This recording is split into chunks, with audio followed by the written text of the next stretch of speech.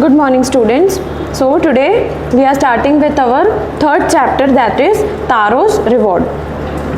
A young woodcutter named Taro lived with his mother and father on a lonely hillside. All day long he chopped woods in the forest. Though he worked very hard, he earned very little money. So this is the story about a boy named Taro who is living with his family on the lonely hillside. Hillside means on the foothills or on the hill. And his occupation, or he was earning money through chopping or cutting woods in the forest. But he was very hard working child and very obedient and very emotional and very caring towards his parents. Though he was working very hard, but he used to earn very little money.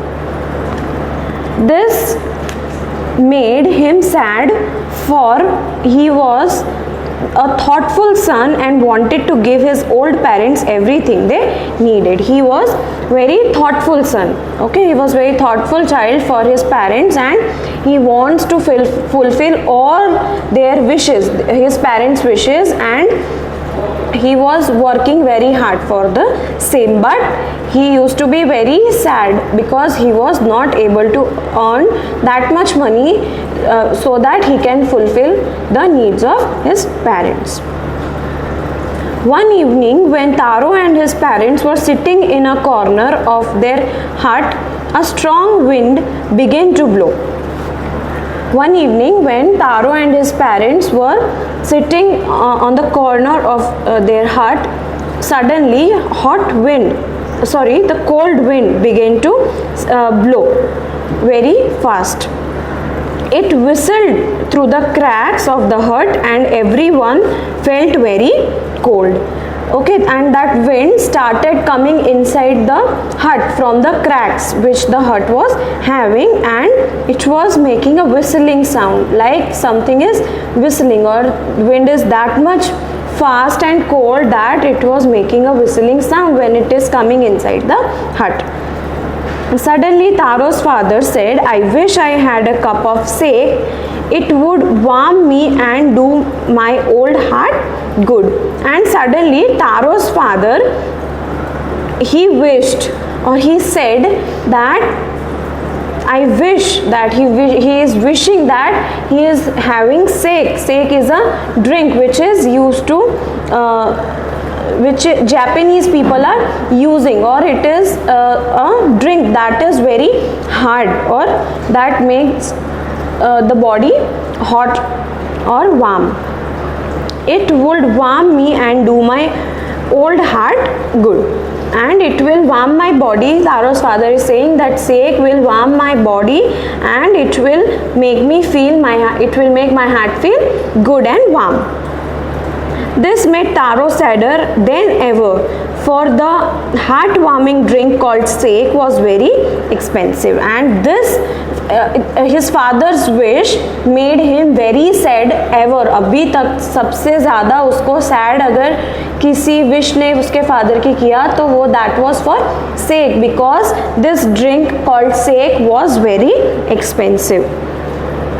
How do I earn more money? He asked himself, and he asked himself a question that what should I do?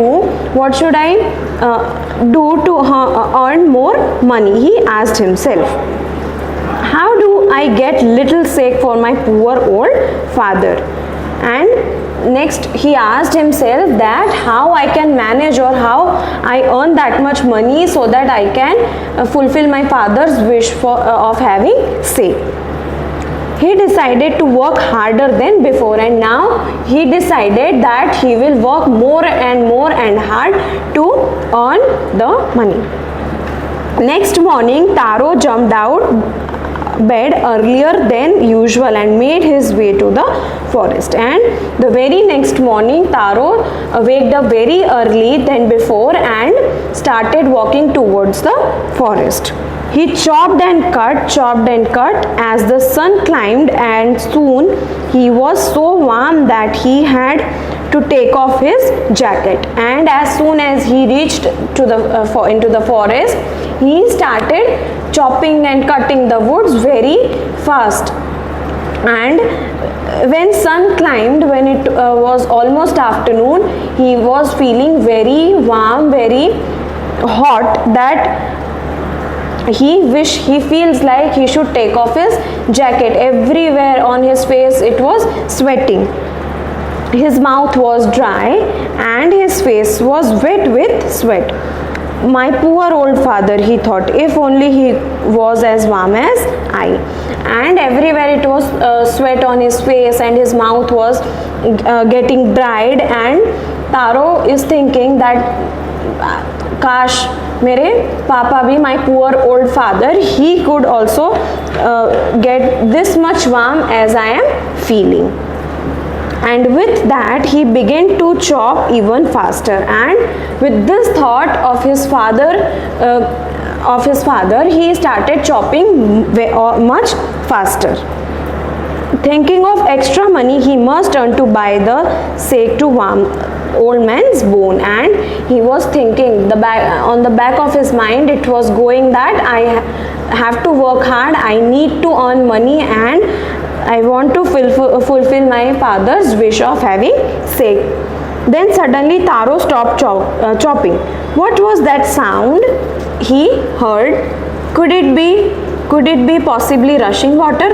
And suddenly Taro stopped chopping and he heard something. उसको कुछ आवाज़ आती है, and he thought, could it be possibly a running water? कहीं से पानी है, कोई स्ट्रीम है, ऐसा कुछ है जिसका आवाज़ तारो को सुनाई दे रहा है. Taro could not remember ever seeing or heard rushing stream in that part of forest, and Taro used to go there on that part of forest daily. So he was trying to recall, or he was confused that he had never heard anything, any flowing water or any rushing water, stream, river like thing before in that part of forest. He was thirsty. The axe dropped out of his hand and he ran in the direction of the sound. He was thirsty, his mouth was drying. Okay, so he dropped his axe from which he was cutting wood. Axes object used to cut wood. Okay, so he dropped his axe and he started running towards the direction of sound. From where the sound he was getting that sound, he started running into that direction. Taro saw a beautiful little waterfall hidden behind a rock, and behind a rock he found a beautiful waterfall behind the rock. Kneeling at a place where the water flowed quickly, he cupped a little in his hand and put it to his lips. Was it water? And as soon as he reached there, he cupped his arms like this. He cupped his arm under the waterfall and tried to gather some water from the waterfall and put his lips, okay, in his handmade or on his palms, of which he had made a cup type thing, and he put his lips on and drink that water. And he thought, was it water? Is this really water? Because it was not tasting like water. Or was it sake? He tasted it again and again, and he started tasting it again and again because he wants to confirm himself that this is not water but sake. He tasted it again and again, and always it was delicious sake instead of cold water. And every time when he was tasting that, it was tasting just same as delicious sake and not cold water. Taro quickly filled the pitcher he had with him and hurried home. Pitcher is a pot usually made of mud. So he was having pitcher with him, and very quickly he filled that pitcher with that sake and rushed home. The old man was delighted after the sake, and after having the sake, that old man was very happy and satisfied. After only one swell of the liquid, he stopped shivering and did a little dance in the middle of the floor. And just having one sip, एक sip लेते ही that old man started feeling good. He stopped shivering and he started dancing on the middle of the floor. That afternoon, a neighbor stopped by for a visit, and that very afternoon, Taro's neighbor, that lady, she visited his place, his house. Taro's father politely offered her a cup of sake, and Taro's father, he politely offered the cup of sake to that lady. The lady drank it greedily, and that lady, she drank that sake, the cup of sake, very greedily, like she was expecting or she needs that, and she drank it greedily. Greedily means as a desire of more and more. And thanked the old man, and then she thanked that old man. Then Taro told her the story of that magical waterfall, and then Taro Taro said everything, that what happened, how he managed to get this sake, and he told the story of that magic waterfall to that lady. She left in hurry. By nightfall, she had spreaded the story throughout the whole village, and that lady, she thanked them and she left very hurriedly, very quickly. And by the night time, okay, by the end of the evening and by the night time, she spreaded this news in the village. Everyone in the village was knowing about this story. That evening there was a long procession of visitors to the woodcutter's house, and now by that day, by the end of that day, there was long procession, means there was lot many people who were visiting Taro's house. Each man heard the story of waterfall and took a sip of the sake. Everyone who was visiting Taro's house, again and again they are asking for the same story, and they were tasting a sip of sake from that pitcher. In less than an hour the pitcher was empty, and in less than an hour the pitcher that was full of sake was empty. Next morning, Taro started for work even earlier than the morning before, and now this morning Taro wake up much earlier than last morning, and he started walking towards the forest. He carried with him a large pitcher he owned, and he carried a large pitcher, okay, which he was having last morning. उससे ज़्यादा बड़ा pitcher लेके he started walking towards the forest, and by taking, और उसके साथ अपने साथ वो एक लार्ज पिचर, एक लार्ज पॉट लेके जा रहा था.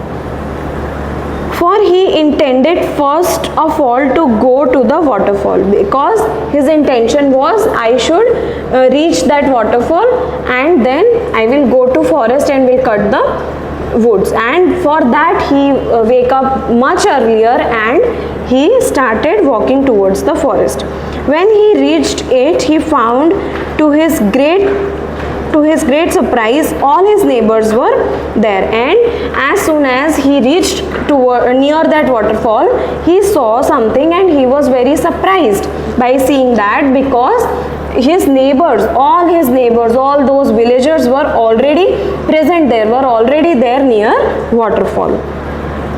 When he reached it, he found to his great surprise all his neighbors were already there. They were carrying pitchers, jars, buckets, anything they could find to hold the magic sake, and everyone was having many baskets, buckets, okay, and pots, mugs, everything, whatever they can have to hold that sake into, that any kind of vessel they can manage to get that sake, they were having everything.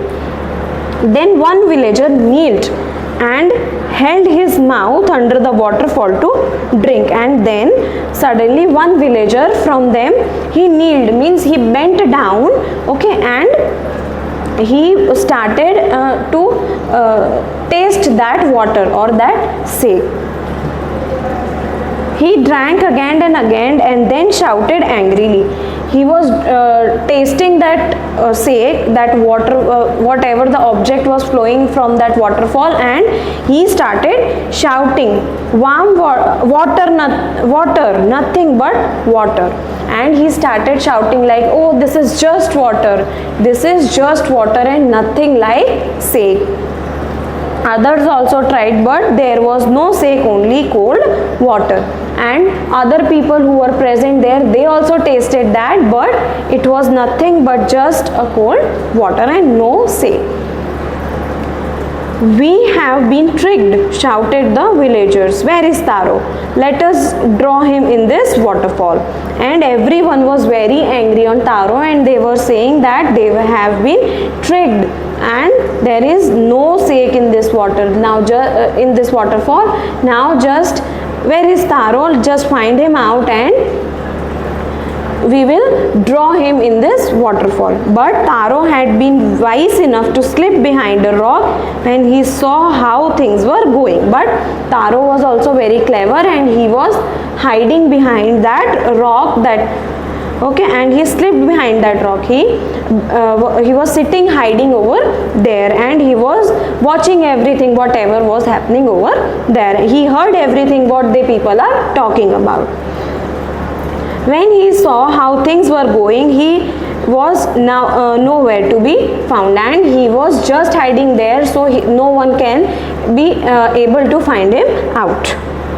Muttering their anger and disappointment, the villagers left the place one by one. And after muttering means saying something in a very low voice or low tone, and muttering out their anger and disappointment, all those villagers started leaving that place one by one. Taro come out from the hiding place, and after everyone was left, Taro come out from where he was hiding, and he started thinking that really there is no sake, I was dreaming or what yesterday, and let me check it out. Taro come out from that hiding place. Was it true? He wondered. Was the sake a dream? Once more he caught a little liquid in his hand and put it into lips. It was same fine sake, and again Taro tasted it and it was tasting same, okay, like yesterday, that was sake only. To the thoughtful son, the magic waterfall gave the delicious sake. To everyone else, it was only called cold water. And the reason behind this is to the thoughtful son, okay, the son who is very obedient, very caring and loving towards his parents, very kind towards his parents. For him only this magical waterfall is giving sake, and for others it was just giving cold water.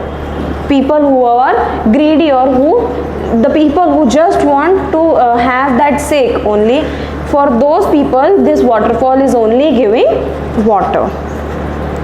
The story of Taro and his magic waterfall reached to the Emperor of Japan, and soon this story of magical waterfall and Taro reached to the king, to the Emperor of Japan. He sent the young woodcutter and rewarded him with 20 pieces of gold for have been so good and kind. And then the king, the Emperor of Japan, sent an invitation to him, to Taro, and rewarded him with 20 pieces of gold coins. Then he named the most beautiful fountain in the city after Taro, and he named the most beautiful fountain of Japan on the name of Taro. He said the emperor was to encourage all children to honor and obey their parents, and king did this because he wanted to set an example of Taro that every child should obey their parents, should respect their parents like Taro did. Okay, so this was the story.